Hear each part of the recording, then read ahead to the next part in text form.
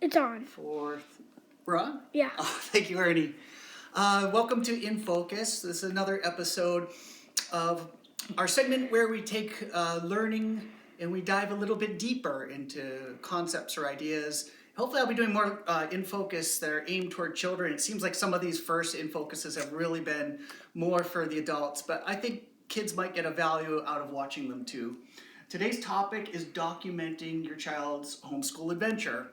So let's face it, we're all in a new boat together. I'm in your boat too because I am homeschooling with Ernie right now, and this is a whole new thing. So take that deep breath and give yourselves big pats on the back for what you've been able to do thus far. I wanted to talk about this particular topic today because we're back at it now. We're in the distance learning period. Spring break is all over, so I think maybe some more folks will be joining us daily now, and it's really important that we start off on the right foot. I want to make sure all the families have a journal as they go along. A journal can take so many different forms, so we're going to start there today. What do you need to build a learning journal? And what is a learning journal? Basically, it's a collection of your child's work. It's evidence. Radars. It's evidence of their learning. Records. And they're records. It's keeping records, Ernie. Thank you. You can use almost anything as a journal. You can use a 3-ring binder if you want to. You can use notebooks. We have composition books and notebooks here. Some people like to collect things in pouches. You can just have a pouch or a bag. You keep it in. And I've talked about Ernie's journal, and he's been doing it. This is just stapled paper. So I mean, I want to make sure this is accessible for you. And these materials should be commonly found in your home. And if not, let me know. I'll make sure I can get some of this out to your house. So you can start keeping a learning journal. And learning journals can also be on your computer. It could just be a file where you drop all the photos and videos you take. So any combination of that constitutes a journal. The other big tool we've been using is our phones. I have an iPod Touch that Ernie's doing all the filming of this show with, and we've just been using the camera and the video. Nothing fancy. We don't have real big equipment around here to do this stuff with. So we're just kind of doing it ourselves with the best we have. And that's all you can do right now. I applaud your resourcefulness. Why document? Documenting is a story of learning. We want to make sure that kids are still doing great work at home during this coronavirus break or whatever you want. I don't even know what to call this time. It's so different and weird. Yes. It doesn't feel like a break at all. It feels like we're all doing a lot of work. I know your child is doing work when they learn. So we want to create that story of their learning. This plots future learning opportunities. When you make a collection like this, you can see where the gaps are and start planning different activities.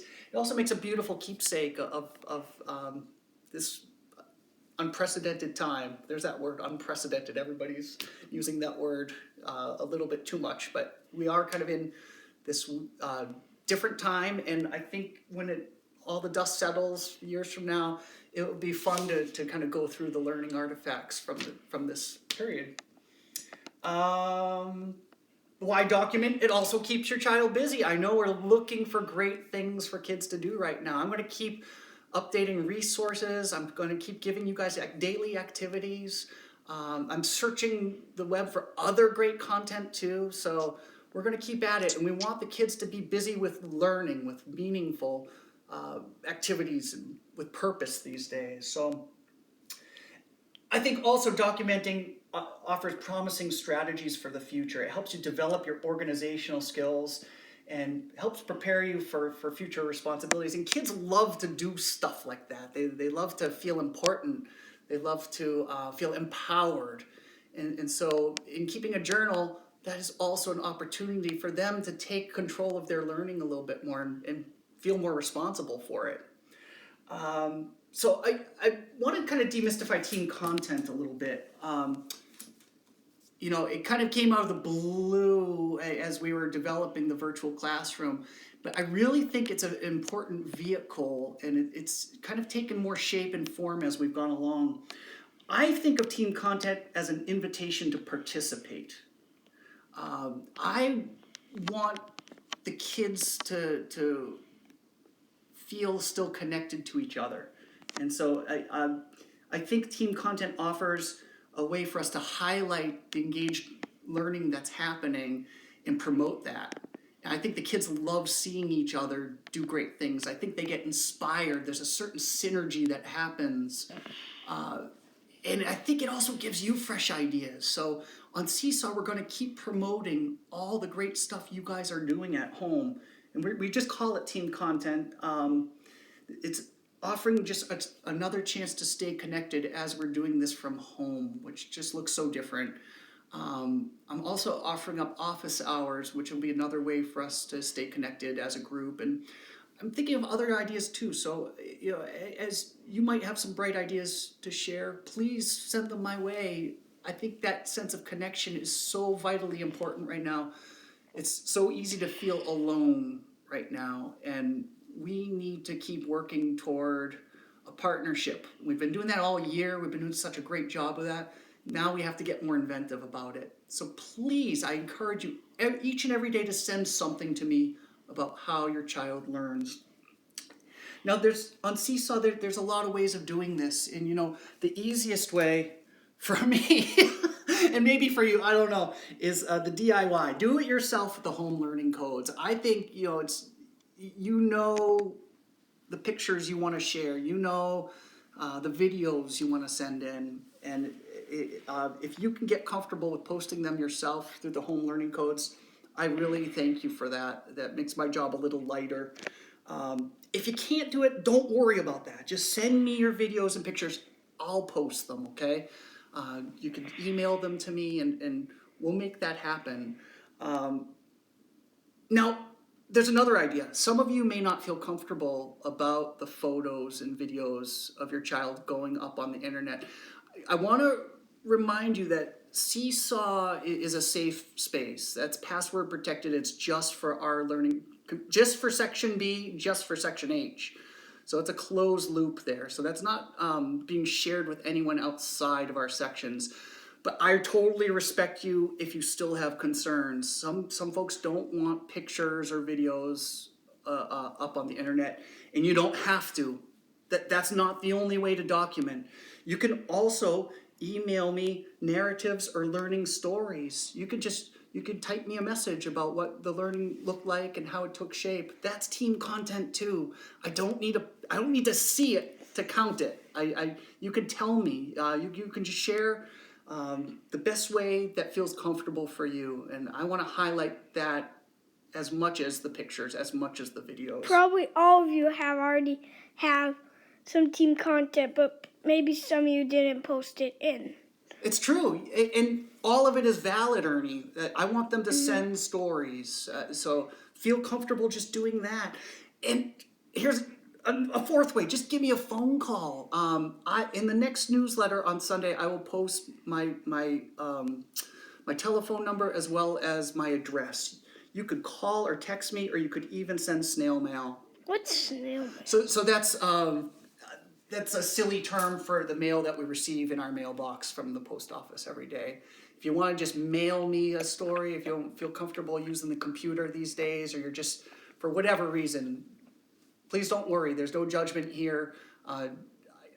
What I really want to do, again, is highlight the great stuff that's happening at your home with your child during this Corona break. Seesaw has been just such a wonderful tool.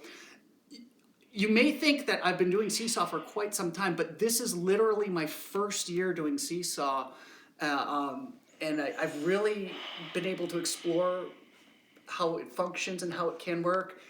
And I think, for one, I am so thankful to have this valuable tool right now. I'm not exactly sure how our connection would be without it. So I just feel very blessed and lucky that I started it up this year. It's been a very wonderful tool for me to use. I wish I had had it for the 16 other years of my career, because I think it would have been great for so many of my classes. So I encourage using the Seesaw. I encourage the pictures, the videos. I encourage the stories. But send your team content daily if you can. I really, and I incentivized it today. So we have the virtual classroom super team now. And so I'm logging in your attendance each day, and I can log up to 2 team contents a day. And we're just going to keep with tally marks. We're going to keep tally every week of how much is being sent in. And I have little prizes that will happen at the 50 marks. So I'll more to come on that. I'm going to wait till somebody gets to 50 to reveal what that looks like. So I think the kids will be kind of excited about that. Please send your questions, your comments, your ideas about any of these topics I share. Send them directly to me. If you haven't had a chance to fill out that participation survey, that's a great vehicle for sharing your feedback right now. I'm really taking all of your feedback to heart. I really want to craft an experience going forward that meets your child's needs and meets your needs. And I think that's about it for this segment of In Focus. I would like to thank my cameraman. Ernie, can you say goodbye to everybody? Bye. This is my son, my cameraman, and my homeschool student, and he is doing an amazing job with me on this journey. I'm very thankful for all the work you're doing. Thank you, Ernie. And I want to thank you guys. Thank you very much for joining me today. This is another episode of In Focus.